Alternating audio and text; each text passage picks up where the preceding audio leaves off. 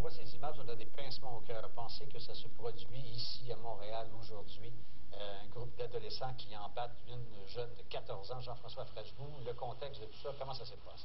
Écoutez, tout ça commence dans un restaurant du boulevard Henri Bourassa. C'est des jeunes de deux écoles différentes qui s'y trouvent pour dîner en même temps. Il y en a qui se lancent des glaçons, puis on se lance des injures. Il y a une de ces jeunes filles-là qui a 14 ans, qui va traiter quelqu'un de nègre, et ça va donner lieu à une escalade de violence inimaginable. On préfère vous le dire tout de suite, Jean-Luc, les images que vous allez voir dans le reportage ne sont pas faciles. Âmes sensibles, s'abstenir. Oh, mon Dieu! Des images difficiles à regarder, à supporter. Ce que vous voyez, c'est une bande d'étudiants de l'école secondaire Henri Bourassa de Montréal-Nord, surtout des filles, qui s'en prennent à une étudiante de 14 ans de l'école Lester B. Pearson. Les images ont été filmées mercredi par un étudiant et mises sur YouTube. La victime a été blessée à la tête, mais sa vie n'est pas en danger. Cette barbarie est issue d'un conflit racial. La jeune blanche aurait traité une fille de nègre. On nous dit que ce serait des élèves de l'école Henri Bourassa mêlés avec des élèves de l'école Lester B. Pearson. Il y a eu des bris, on n'en sait pas plus que ça. Présentement, il y a des enquêtes policières. Là, on a une belle collaboration à la fois entre l'école Lester B. Pearson et l'école Henri Bourassa, et je dois dire avec le service de police, c'est impeccable. Cette violence hors du commun a débuté au Burger King du boulevard Henri Bourassa et a connu son apothéose au parc Carignan, situé à côté des deux écoles. Incapable de se défendre, la jeune fille a été frappée par au moins une douzaine de personnes en même temps, à coups de pied, à coups de poing. J'aimerais savoir, vous réagissez comment à ça?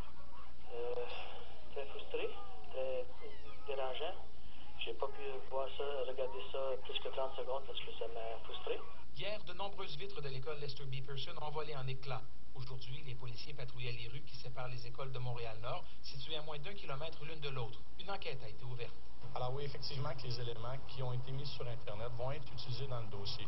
Et déjà, dans le présent dossier qu'on parle de l'agression, alors il y a 2 jeunes demoiselles qui ont été arrêtées.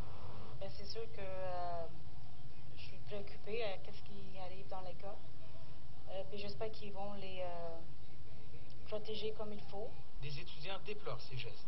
En fait, je trouve ça honteux pour l'école, pour notre école Henri Bourassa, vu que donc c'était pas la première fois que ça se passait.